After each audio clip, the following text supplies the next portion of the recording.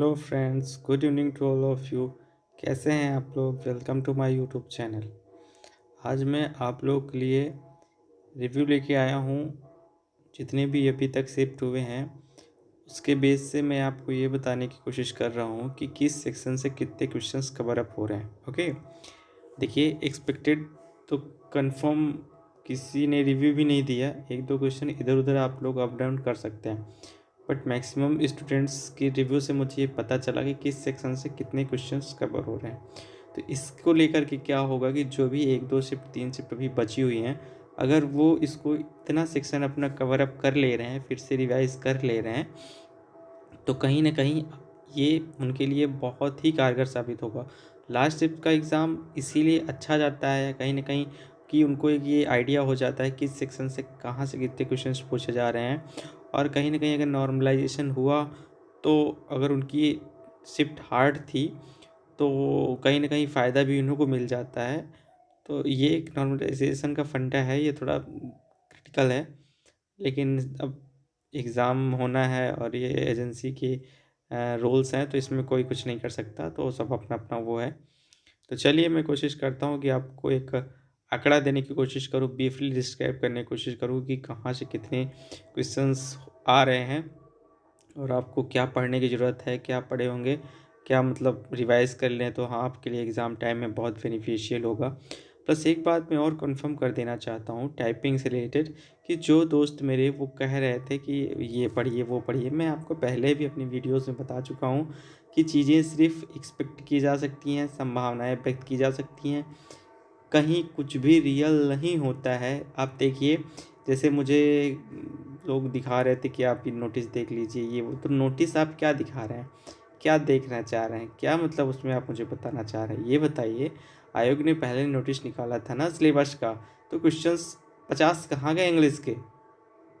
तो ये सब ज़्यादा बातें इधर उधर नहीं होनी चाहिए, क्योंकि उनका सिस्टम वो कुछ भी कर सकते हैं, तो किसी भी बात पे तर्क निकालने का कोई भी मतलब नहीं होता। ठीक है, आप लोग देख लीजिए, जिनको लोग को लगता था कि हाँ नोटिस में क्या आया है, पढ़ लीजिए, इसको पढ़ लीजिए, डिटेल्स पढ़ लीजिए क्या लिखा हुआ है उसमें, तो साफ साफ उसमें लिखा हुआ था कि इंग्लिश के 50 क्वेश्चंस आने हैं।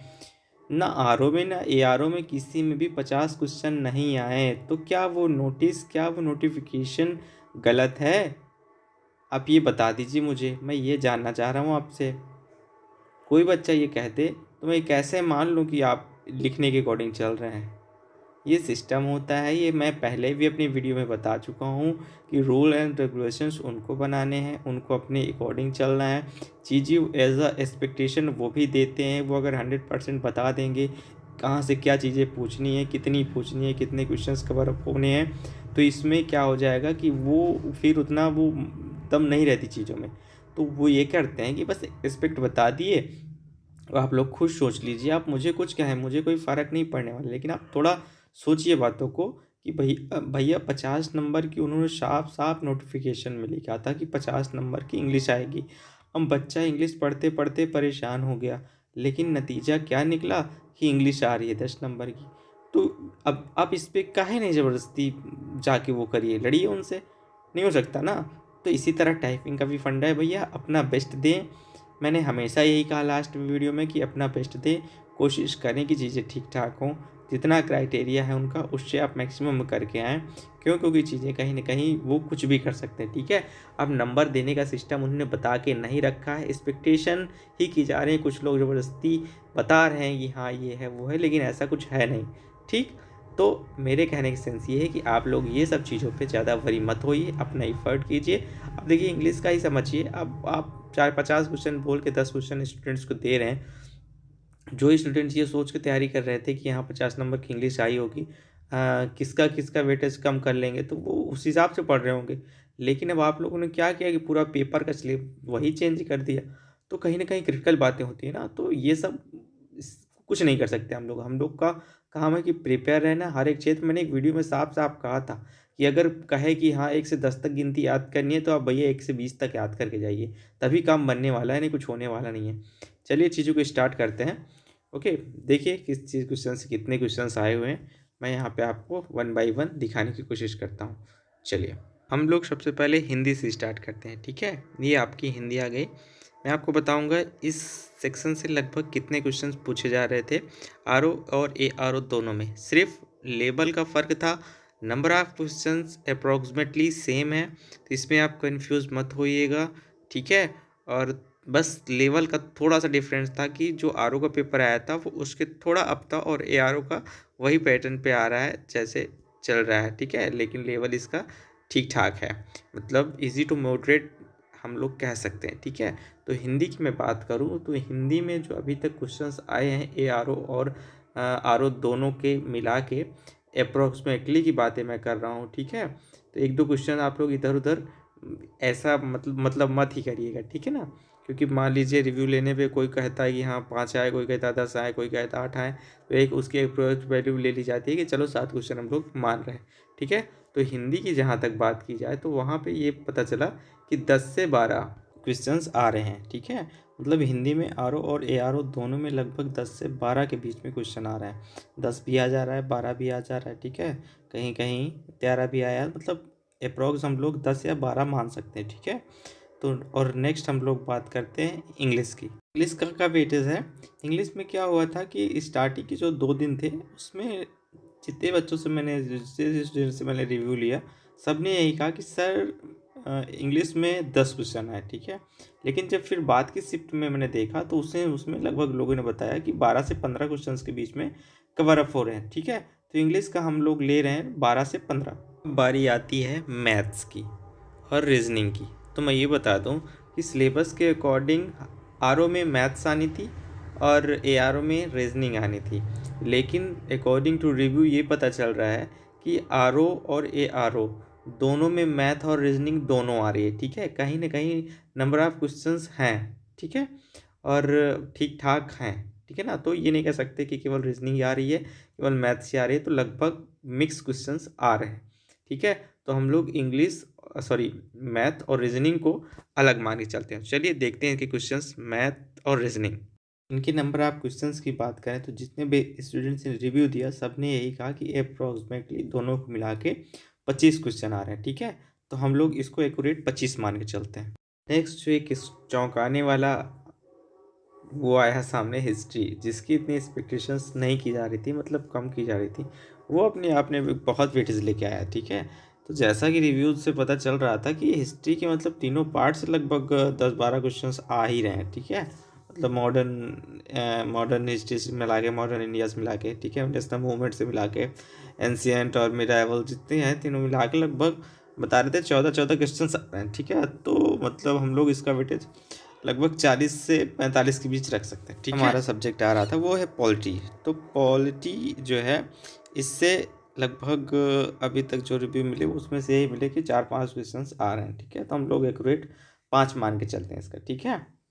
जो हमारा सब्जेक्ट है वो है कंप्यूटर। अब अगर कंप्यूटर की बात करें तो R O A R O दोनों में लगभग इसका वेटेज 22 से 25 के बीच में था, ठीक है।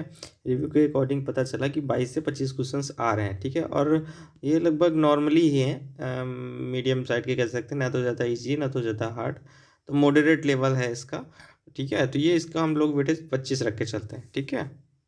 इसके बाद हमारा टॉपिक आता है साइंस। तो पूछा जाएगा साइंस से कितने क्वेश्चन आए थे।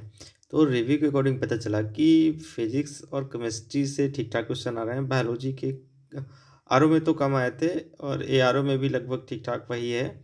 तो हम लोग ओवरऑल मान के चलते हैं कि साइंस से वो लोग 20 क्वेश्चंस दे रहे हैं, ठीक है।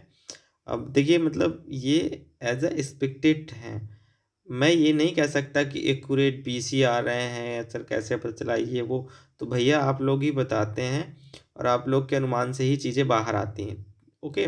तो इसमें बहस वाली कोई बात नहीं है। अगर आपको अच्छा लगता है या आपको फील होता है कि हाँ ये राइट है, सही है, लगभग चीज़ें सेम फॉर्मेट में आ रही हैं, तो अच्छी बात है। नहीं लग रहा तो सॉरी टू से मैं कुछ नहीं कर सकता इस बारे में। जहाँ तक मुझे अपना बेस्ट देने की कोशिश करता हूँ कि मैं आपको बेस्ट दूँ अपना, और अगर इसके बाद भी चीज़ें ठीक नहीं हो रही तो I am so sorry for this, मैं कुछ नहीं कर सकता, ठीक है। चलिए बात करते हैं तो साइंस की बात करें तो मैंने आपसे कहा कि लगभग 20 क्वेश्चन पूछे जा रहे हैं, ओके। तो 20 क्वेश्चन, ये साइंस के 20 क्वेश्चन। अब अगला सब्जेक्ट आता है वो है करंट अफेयर्स। तो करंट अफेयर्स की जो चीज़ें हैं वो रिव्यू के माध्यम से पता चली कि थोड़ा टफ लेवल की आ रही हैं। ओके, तो मतलब कुछ ही क्वेश्चंस हैं जो बच्चे दोस्त मेरे कर सकते हैं, कर पा रहे हैं।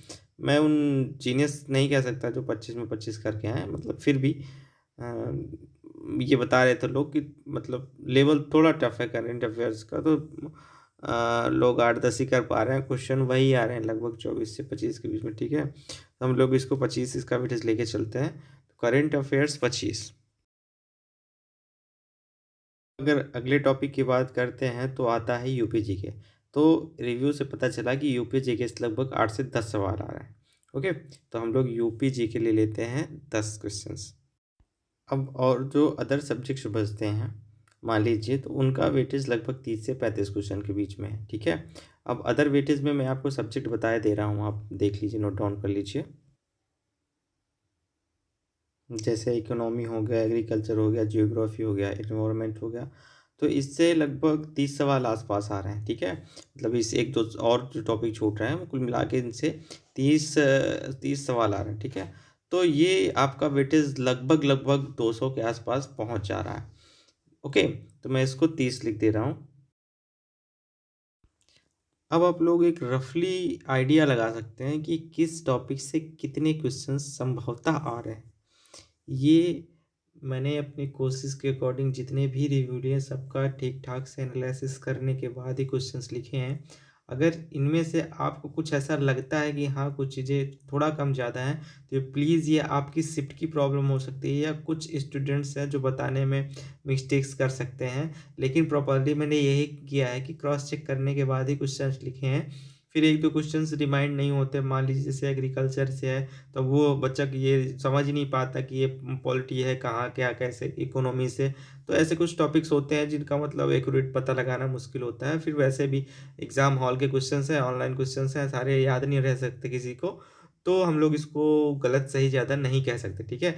मैंने अपना बेस्ट देने की कोशिश की है और आप लोग प्लीज़ इसमें गंदे कमेंट्स मत करें। अगर आपको लगता है कि हाँ, चीज़ें कहीं न कहीं सही हैं, तो प्लीज़ लाइक करें, शेयर करें एंड सब्सक्राइब करें। नहीं लगता है, तभी आपका वार्म वेलकम। नेक्स्ट वीडियो में चाहूँगा कि आपकी जितनी भी कोशिश है मदद कर सकूँ अपने अकॉर्डिंग।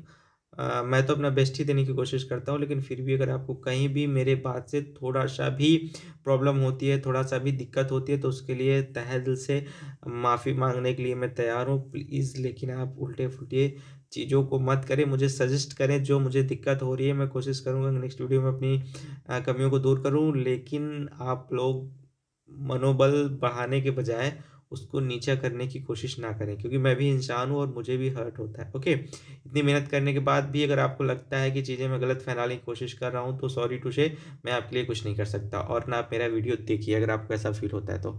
ओके, मिलते हैं नेक्स्ट वीडियो में। Till then bye bye, take care.